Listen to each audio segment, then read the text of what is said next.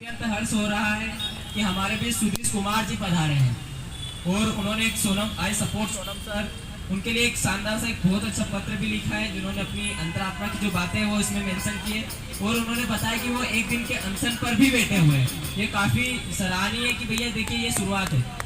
जिस तरह से जब शुरुआत हुआ था तब कुछ लोग थे लेकिन कारवां धीरे धीरे बढ़ते जा रहा है। आइए तो हम जानते हैं सुधीश कुमार जी की। भैया बताइए कैसा कैसा विचार रहा है आपको और क्या ओपिनियन है आपके इसमें? सर मैं हेलो मैं शिक्षा व्यवस्था के लिए जो क्रांति उत्पन्न हुई है उसमें अपना एक छोटा सा योगदान देना चाहता हूँ। इसलिए मैंने आज सोनम सर के समर्थन और बीजेपी के समर्थन में जो लगभग एक मंच से शिक्षा व्यवस्था में सुधार के लिए और जवाबदेही की मांग के लिए लगे हुए हैं। उनके लिए मैं प्रत्यक्ष रूप से समर्थन करने में समर्थ नहीं हूँ, लेकिन मैंने कोशिश की है कि मैं कम से कम एक दिन का तो प्रत्यक्ष मतलब अपने अंतरात्मा से एक दिन का अनशन तो कर सकता हूँ ना। बहुत मैंने पत्र लिखा है। साथियों, और एक चीज़ मैं भी बोलना चाहूँगा कि जितने भी नए लोग आ रहे हैं, बच्चे आ रहे हैं, या फिर अपनी तरफ से भी एक एक लेटर लिखे। 20 तारीख को बहुत सारे अपने भाई दिल्ली जा रहे हैं, तो ये लेटर अपन पहुंचा भी सकते हैं अपनी तरफ से, इंदौर से सबको दिल्ली। अपनी तरफ से कुछ ना कुछ सोनम सर के लिए सॉलिडेरिटी में कुछ ना कुछ लेटर लिख के ज़रूर रखें और यहाँ पे आए देने के लिए, है ना। तो मैंने सोनम सर को सपोर्ट करते हुए लिखा है कि मैं सुधीश कुमार शिक्षा की जवाबदेही तय करने के लिए उसी चिंगारी में प्रत्येक रूप से तो भागीदार नहीं बन पा रहा हूँ, लेकिन मैं सीजेपी और सोनम वांगचुक सर के समर्थन में एक दिन का अनशन 16 जुलाई 2026 को कर रहा हूँ। मेरी मांग है शिक्षा मंत्री श्री धर्मेंद्र प्रधान इस्तीफा दें और दूसरी मांग है शिक्षा की जवाबदेही तय हो और तीसरी मांग है शिक्षा प्रणाली में आमूल परिवर्तन किए जाएं।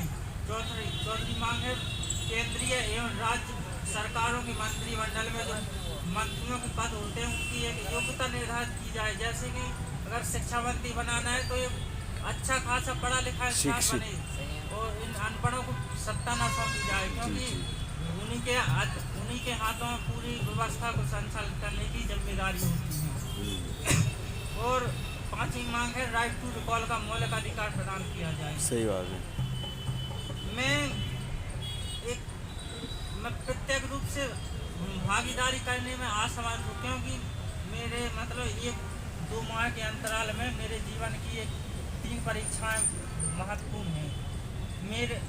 मेरी परीक्षा है, पहली परीक्षा है MPPSC राज्य लोक सेवा आयोग 2025 जो कि 8 अगस्त से 13 अगस्त के बीच में आयोजित हो रही है।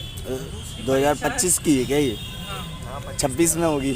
और दूसरी परीक्षा 30 अगस्त को है मध्य प्रदेश असिस्टेंट प्रोफेसर की परीक्षा।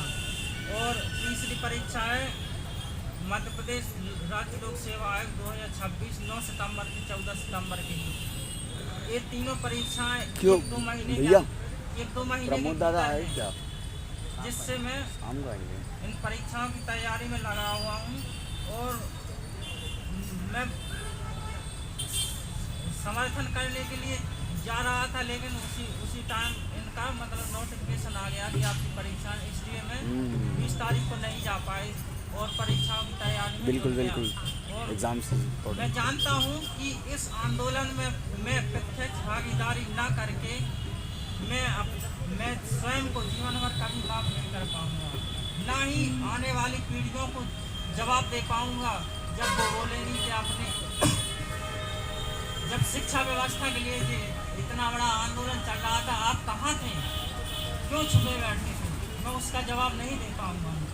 ना ही शिक्षा व्यवस्था द्वारा जो बच्चों की हत्या की जा रही है उसके शिकार हुए अपने भाई बहनों को न्याय नहीं दिला पा रहा हूँ, क्योंकि मैं अपने जीवन के संघर्ष की परीक्षा में लगा हुआ हूँ जो मेरे अत्यंत निकट है और इसी समय के बीच में है।